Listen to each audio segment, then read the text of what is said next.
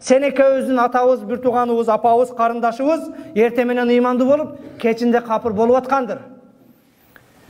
Буга чейин да кээ бир студенттерге айттым элем. Биз өтө бир динден алыс калган заманда туугандарыбыз, ата-эне бир туугандарыбыз динден алыс. Сиз карака болуп Куран жата биздин медреседе жүргөн менен үйгө барсак, атабыз намазга турбайт, апабыз намазга турбайт. Биздин намазга, ибадатка бекем болбогонубуз бул шайтанга плюс шайтанга жагат.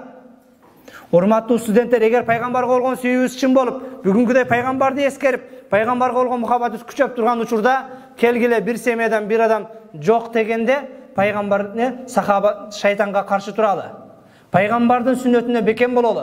Пайгамбардын алып келген буйруктарын ээрчили. Пайгамбарды сүйөм деген сөз бул сүйөм, жакшы көрөм деген менен эмес, балки мына ошол эмне? Ва иннака ла ала хулукун азим. Мухаммад сен улуу кулк мүнөз үстүндөсүн дейт.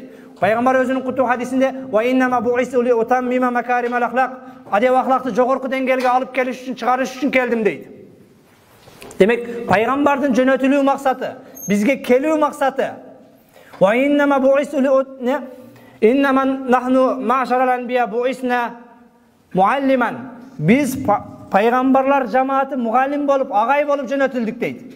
Пайгамбар бизге мугалим болуп келип жакшылыкты үйрөтүп аткан болсо, лиготаммима макаримал ахлак, адеп ахлакты оңдош үчүн жөнөтүлүп аткан болсо, пайгамбарды сүйгөн студенттердин каарыларын эмне үчүн адеп ахлак оңолбойт? Эмне үчүн биздин жамааттын, элибиздин адеп ахлак оңолбойт? Биздин балким пайгамбарды сүйөм деген сөзүбүз тилибизде болуп, жүрөгүбүздө болбой аткандыр.